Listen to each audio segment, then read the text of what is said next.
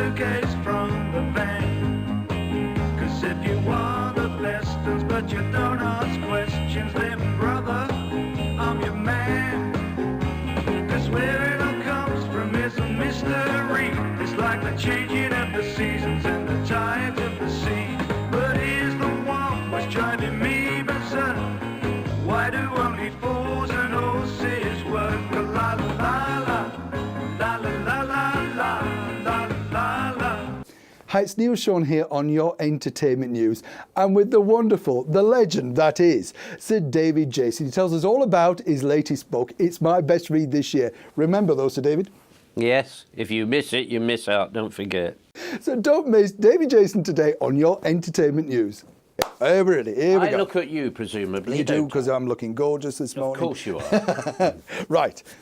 Congratulations on the book. So what made you decide to finally sort of put pen to paper and tell, I thought, a wonderful story? Well, thank you.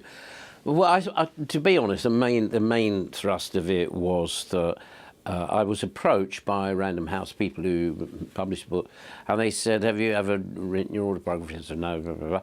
And they said, "Do you want to do it?" And I said, "No, I'm not interested." Basically, cutting a long story short. And they said, "Well, if you don't do it, your own story, then the chances are somebody else is going to." So what happened was that I'd already had two people, or two little books come out about a biography. And quite honestly, I wasn't really happy with that. So at the end of the day, I thought, oh, come on, I've had a pretty good career and I've loved it. And yeah, if people are interested, I'll tell my story. Now, as I say, loved the book, and really it's just like a who's who of British comedy. You're associated with many different names. When you were writing it back, David, did you kind of think, I can't believe how lucky I've been in a way? Because when you're young and you're starting out, I always think you just think, well, I'm here now. You know, it's only when you reflect that you think, how did I get that job? You're absolutely right, of course.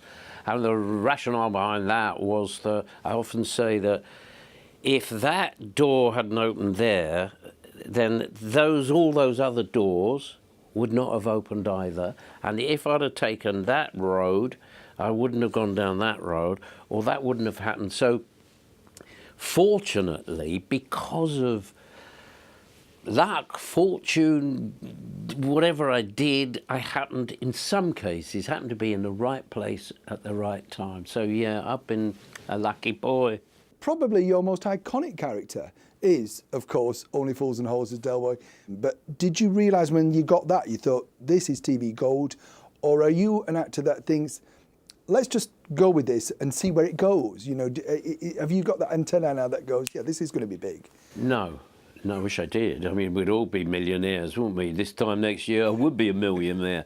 No, what happened was, I mean, it's in the stories in the book, but basically I was doing Open All Hours, and the producer, director, we'd finished rehearsal, and we were going down in the lift and going home, and he opened his briefcase and he said, I've got something here I want you to have a look at. He said, don't tell anybody, don't show it to anybody, tell me what you think in the morning. And he gave me this script.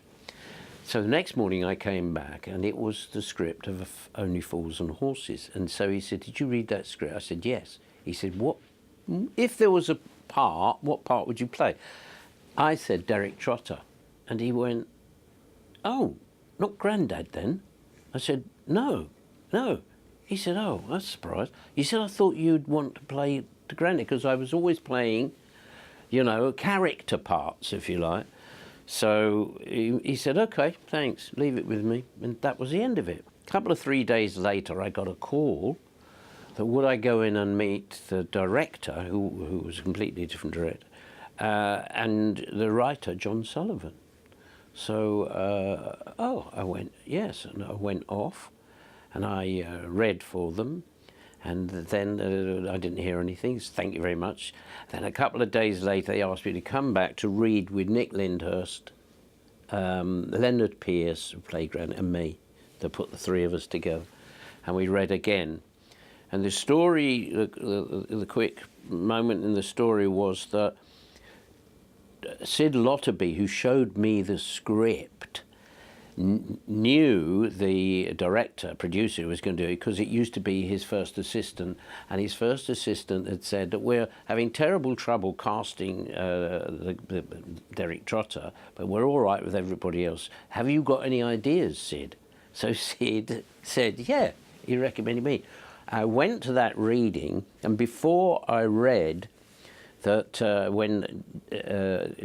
the story that had come back to me was that John Sullivan didn't think I was going to be right for it because I always played losers, or I was, you know, so John Sullivan was against me.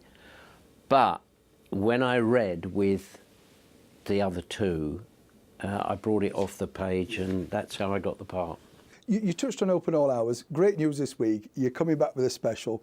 What was when you got that part? Because girls loved you because you were kind of the put upon poor boy, were you, as Granville? You know what I mean?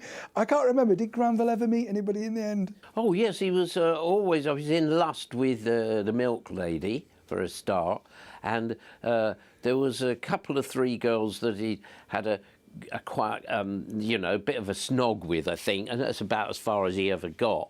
But yeah, he did go out with the girls, but he was always grizzling about the fact that he got up at about 4 in the morning and went to bed about 10 at night. So he didn't get much of a chance, poor old bugger. But what we're hoping to do with the recreation, if you like, to bring it back for a special for Christmas, is that it's still there.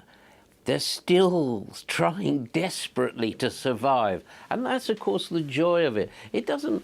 Yeah, it is Northern, and the reason for that it's written by a man who has spent his entire life. He's a Northerner, and his relation. I'm not sure whether it was his father or his uncle. He used to work in one of those shops. That's how he knows it all. So. It's an old-fashioned nostalgic trip that they're probably not there anymore, but we like to think it's there.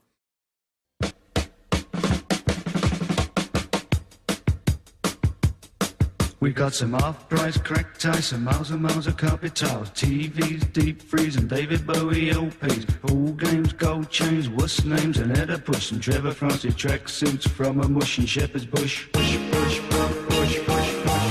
No income tax, no VAT, no money back, no guarantee. Black or white, rich or poor, we'll cut prices at a straw. God bless Hookie Street, viva Hookie Street, long live Hookie Street, say magnifique Hookie Street, magnifique Hookie Street. Hookie Street.